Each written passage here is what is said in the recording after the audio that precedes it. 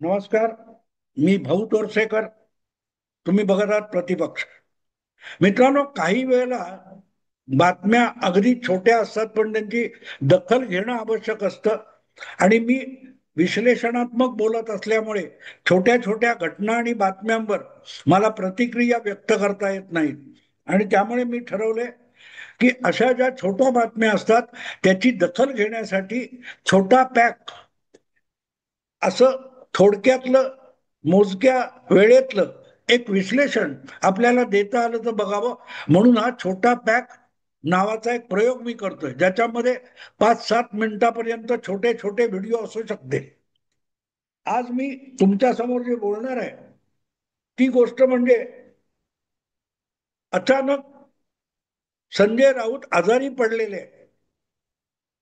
दोन ठाकरे बंधू एकत्र यावेत, ठाकरे ब्रँड हा विषय मुळात संजय राऊत यांनी सुरू केला. तुम्हाला आठवत असेल तर जवळजवळ 4 वर्षापूर्वी उद्धव ठाकरे मुख्यमंत्री असताना एका अग्रलेखातून संजय राऊत यांनी ठाकरे ब्रँड या शब्दाचा वापर केला होता. सामनाच्या अग्रलेखात संजय राऊत म्हणाले होते, महाराष्ट्रात दोनच ब्रँड चालतात, एक पवार ब्रँड आणि दुसरा ठाकरे ब्रँड. आणि हे दोनही अस्सल मराठी ब्रँड संपवण्याचा चंग दिल्ली स्वरांनी बांधलेला आहे. दिल्लीच्या काय म्हणाल अकबर, औरंगजेब वगैरेंनी बांधलेला आहे. तर तो ब्रँड संपला तर मराठी अस्मिता संपेल वगैरे वगैरे युक्तिवाद त्यांनी केला होता. आणि ते करताना त्यांनी सामनाच्या अग्रलेखातून सुद्धा राज ठाकरे हे सुद्धा वेगळ्या पक्षात असतील, त्यांनी शिवसेनेच्या बाहेर जाऊन वेगळा पक्ष काढलेला असेल, तरीही राज ठाकरे हा सुद्धा एक ठाकरे ब्रँडचा घटक आहे. आणि म्हणून ठाकरे ब्रँड संपवण्यासाठी जे काय डावपेच आणि राजकारण चाललंय ते हाणून पाडण्यासाठी राज ठाकरेंनी पुढे आलं पाहिजे, अशी भूमिका संजय राऊतांनी 4-4.5 वर्षापूर्वी मांडलेली होती. आज ती घटना किंवा ते स्वप्न साकार होत असताना खुद्द संजय राऊत जर त्या मंचावर दिसले नाहीत तर नवलाची गोष्ट होती. आणि झालं तेच. 1 नोव्हेंबरला जो काही मोर्चा निघाला त्या मोर्चामधून संजय राऊत गायब होते. अर्थात गायब होते असं म्हणणं चुकीचं होईल, कारण त्यांनी स्वतःच आपल्याला काही प्रकृती ठीक नाहीये, आजार वगैरे आहे आणि त्याच्यावर उपचार चालू आहेत. आणि ते उपचार चालू असताना डॉक्टरांनी लोकांमध्ये मिसळायला, गर्दीमध्ये जायला प्रतिबंध केला आहे, असा खुलासा आधीच करून ठेवला होता.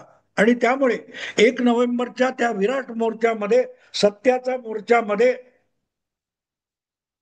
संजय राऊत नसतील तर नवल वाटायचं कारण नव्हतं. पण संजय राऊत यांची सगळ्यात मोठी ओळख काय असेल तर रोज सकाळी जगातल्या कुठल्याही विषयावर अत्यंत पाचकळ आणि निरर्थक बकवास करून ते मराठी मीडियाला काही ना काही खाद्य पुरवत असतात. आणि बिचारे मराठी मीडियातले लोक ते खरकट उचलून रोज आपलं पोट भरत असतात. त्या मराठी मीडियाची संजय राऊत यांनी रजा घेतल्यावर काय अवस्था होईल असा प्रश्न आहे. पण त्यापेक्षाही मला वाटणारी मोठी गंमत अशी आहे की आता संजय राऊत नसतील तर त्यांच्या जागी तो त्रुटी भरून काढण्यासाठी सुषमा अंधारे यांना उद्धव बाळासाहेब ठाकरे हे प्रमोशन देतील आणि रोजच्या रोज सुषमा अंधारे या शिवसेनेची भूमिका पत्रकारांसमोर मांडू लागतील अशी अपेक्षा व्यक्त केली जाते. आणि ते व्हायला हरकत नाही, प्रत्येक पक्षाला हा अधिकार आहे.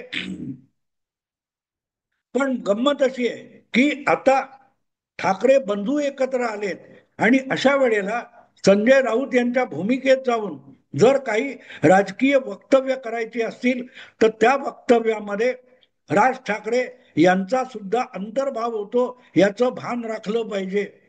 आणि म्हणूनच उद्या जर सुषमा अंधारे आपल्या पद्धतीने उद्धव ठाकरे यांच्या सहित राज ठाकरे यांची ही भूमिका त्यांना जी वाटली आणि पटली त्याप्रमाणे मांडणार असतील तर किती मजा येईल ह्याचा विचार करा.